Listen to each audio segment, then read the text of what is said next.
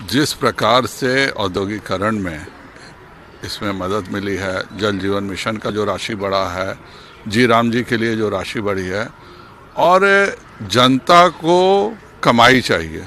पिछले बार 12 लाख रुपए का इनकम टैक्स छूट दे करके हम लोगों ने वो अपने पैसे का अपने पसंद से उपयोग करें उसकी छूट दी थी। और इस बार का जो बजट है वह उद्योग ज़्यादा से ज़्यादा लगें, ज़्यादा उद्योग लगेंगे, ज़्यादा रोजगार मिलेगा, युवाओं को स्किल किया जाएगा। इस बार का जो बजट है वह देश के भविष्य का बजट है और इसका लाभ युवा को, महिला को और देश को सभी को मिलने जा रहा है। कौन मैच खेलना उनसे चाहता है, तो अच्छा है, वो नहीं आए तो ज़्यादा अच्छा है, क्योंकि हमारे यहाँ के ही टीवी चैनल से पीसीबी की जो कमाई होती है, नहीं तो उनके यहाँ जितना फाका कशी है वो अपने क्रिकेटर्स को पैसे भी नहीं दे पाएंगे। घटियापन की कोई सीमा नहीं है। राष्ट्रगान को लेकर के अगर कोई सवाल खड़ा करता है तो उससे ज़्यादा मूर्ख और उससे ज़्यादा घटिया व्यक्ति कोई नहीं है। कल लोकसभा में पेश बजट पर सर्वाधिक ध्यान मिडिल क्लास को ही दिया गया है। 12,20,000 करोड़ का इंफ्रास्ट्रक्चर के लिए बजट आरक्षित करना और जब मूलभूत ढांचे में विकास होता है तो रोजगार का सृजन अपने आप होता है। इस बजट में 20 नए राष्ट्रीय जलमार्ग, 7 स्पीड एक्सप्रेस मतलब ट्रेन के रूट घोषित किए गए हैं। यह बजट टीयर 2, टीयर 3 5 लाख की आबादी को फोकस करके बनाया गया है, जहां हिंदुस्तान का मिडिल क्लास सर्वाधिक रहता है। इस बजट में आम जन की पूरी चिंता की गई है, इसीलिए बैटरी से लेकर गैस से लेकर सोलर पावर से लेकर सभी दैनिक उपयोग की चीज़ों को इसमें सस्ता किया गया।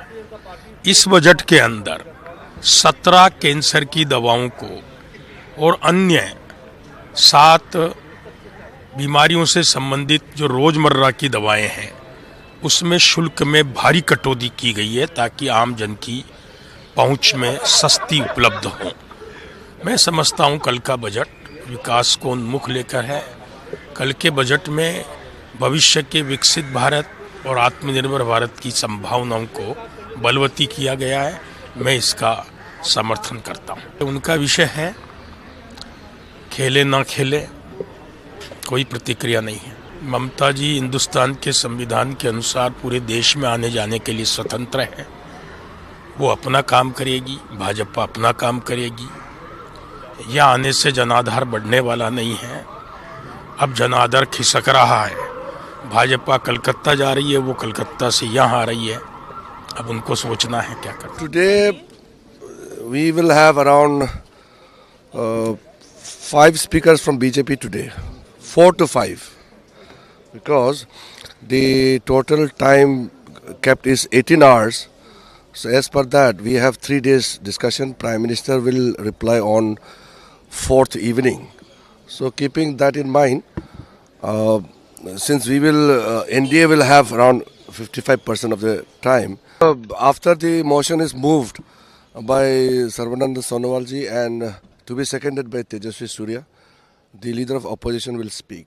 बजट तो विपक्ष तो बजट का अच्छा को देखने के लिए वो मंजूरी नहीं है, तो उसको तो मैं ठीक नहीं कर सकता हूँ। पूरा दुनिया देख रहा है देश का बजट के बारे में कि आज भारत का बजट सिर्फ छोटा बजट सिर्फ हिंदुस्तानियों के लिए नहीं, आज विश्व के लोग भी भारत के बजट को देखते हैं।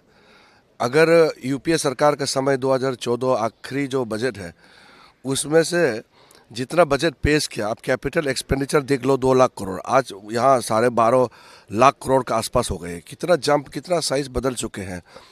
तो बजट के बारे में तो कांग्रेस और उनके लोगों का जो सोच है वो इतना नकारात्मक है, इतना निगेटिव है कि वो लोगों को गलत संदेश देना चाहते हैं। दुनिया मानता है, ये हम झूठ बोल सकते हैं कि आज दुनिया में बड़े आर्थिक देश में सबसे तेजी से बढ़ने वाला भारत है। ये कोई झूठ बोलने का चीज़ है क्या? ये दुनिया देख रहा है। आज इन्वेस्टमेंट रिकॉर्ड पे आ रहा है। आज मोदी जी के नेतृत्व में पूरे बड़े बड़े देश भारत के साथ फ्री ट्रेड एग्रीमेंट करना चाह रहे हैं। आज भारत में सब निवेश करना चाहते हैं। हमारा एक्सपोर्ट रिकॉर्ड पे रिकॉर्ड कायम किया जा रहा है। जो एक मोबाइल हम एक्सपोर्ट नहीं करते थे, आज हम कितने billion dollars mobile phone export कर रहे हैं। गाड़ी रिकॉर्ड नंबर पे एक्सपोर्ट कर रहे हैं। ये सारा चीज़ सबके सामने में होते हुए भी अगर दिखाई नहीं देता है तो मैं अंधा तो नहीं बोलूँगा, लेकिन मैं ये कहूँगा कि वो देखने के लिए नहीं चाहते हैं। अभी एडजॉर्नमेंट मोशन का सवाल नहीं है। आज राष्ट्रपति जी का अभिभाषण का धन्यवाद प्रस्ताव है, उस पर चर्चा 3 दिन रखा है, 18 घंटे वो पूरा करेंगे। उसके बाद बजट पे चर्चा होंगे। ये सीमित हमारा बिजनेस है।